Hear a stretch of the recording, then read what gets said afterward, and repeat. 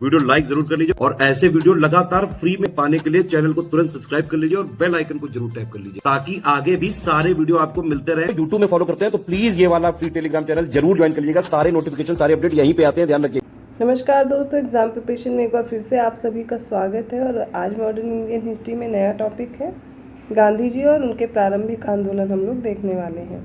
ये class daily दोपहर 1 बजे आती है, जिसमें आप मेरे साथ जीएस सेक्शन कवर कर सकते हैं। इंडियन ज्योग्राफी के बाद अभी हिस्ट्री चल रही है, फिर नेक्स्ट सब्जेक्ट स्टार्ट होगा। इसके बाद इसकी पीडीएफ प्राप्त करना चाहते हैं, अदर कोई कोर्स ज्वाइन करना चाहते हैं, आरओ री एग्ज़ाम या फिर अदर स्टेट पीसीएस के साथ साथ यूपी पीसीएस की प्रिपरेशन करनी है, तो आप बिना देर के गूगल प्ले स्टोर से स्टडी फॉर सिविल सर्विसेज का ऐप डाउनलोड करके अपना कोर्स ज्वाइन कर सकते हैं। और ज्ञान सर कूपन कोड अप्लाई करके आपको तुरंत 20% का डिस्काउंट भी मिल जाएगा। ये हो गई आपके कोर्स से रिलेटेड जानकारी। चलिए आज की क्लास स्टार्ट करते हैं। इसमें सबसे पहले हम लोग गांधी जी के जीवन के बारे में जानेंगे, उससे रिलेटेड भी प्रश्न बन जाते हैं, फिर आगे क्लास कंटिन्यू करते हैं। तो गांधी जी का पूरा नाम था मोहनदास करमचंद गांधी। इनका अन्य नाम बापू भी कह के पुकारते थे लोग, महात्मा जी और राष्ट्रपिता। अब आप लोग कमेंट करके बताएंगे महात्मा की उपाधि किसने दी थी, क्योंकि पिछली क्लास में हम लोग डिस्कस कर चुके हैं। इनका जो जन्म है वो 2 अक्टूबर 1859 को हुआ था, 1869 में पोरबंदर गुजरात में।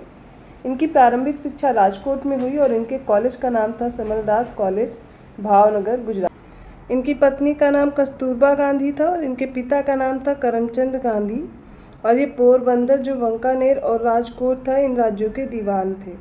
ये गांधी जी के पिता थे और इनका उपनाम कबा था।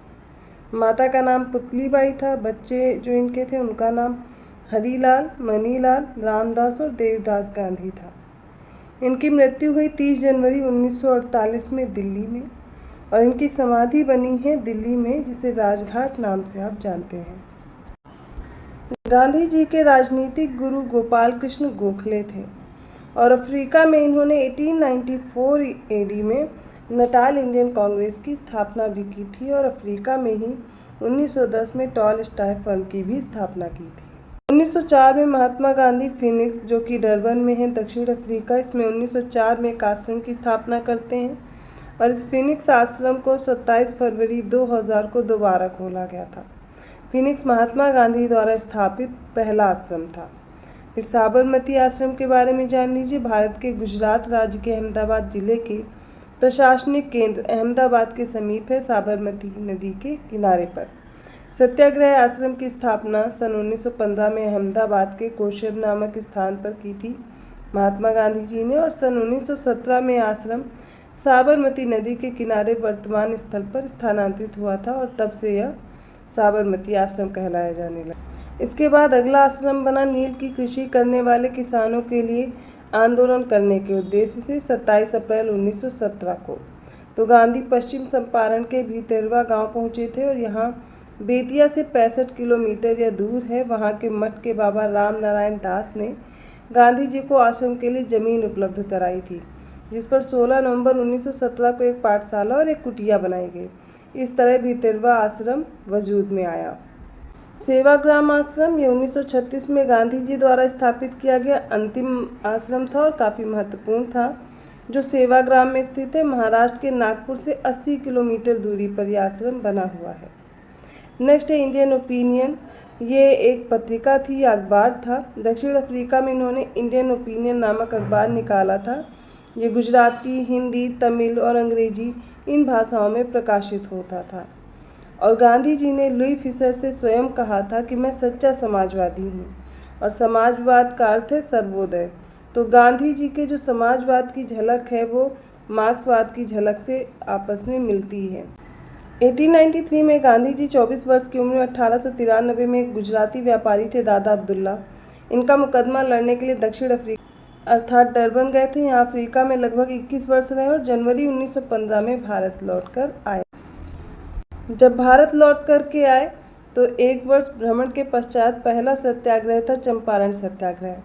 तो महात्मा गांधी ने भारत के स्वतंत्रता संघर्ष के दौरान 1917 में चंपारण, जो कि बिहार नामक जगह पर है, यहाँ से सत्याग्रह प्रारंभ किया और गांधी जी का पहला भारत में सफल सत्याग्रह था।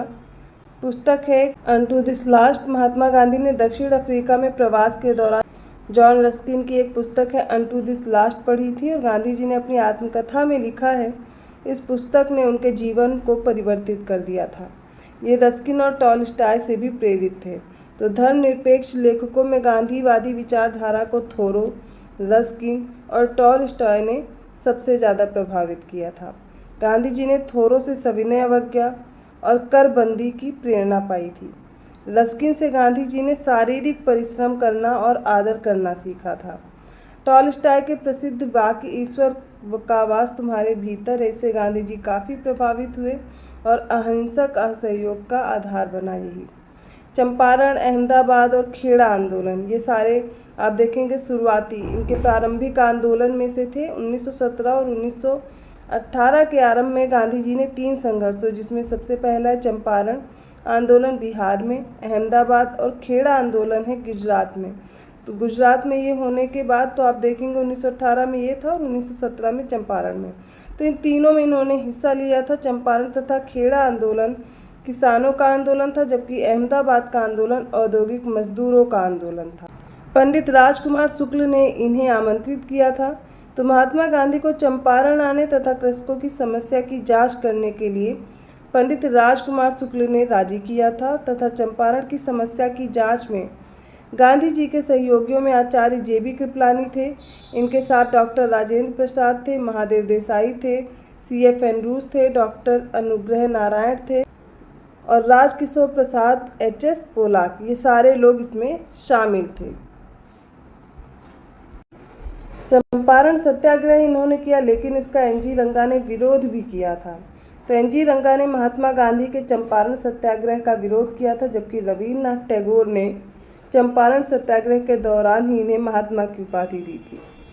6 जुलाई 1944 को सुभाष चंद्र बोस ने आज़ाद हिंद रेडियो पर बोलते हुए गांधी जी को संबोधित किया कि भारत की स्वाधीनता का आखिरी युद्ध शुरू हो चुका है। राष्ट्रपिता भारत की मुक्ति के इस पवित्र युद्ध में आपका आशीर्वाद और शुभकामनाएं चाहते हैं।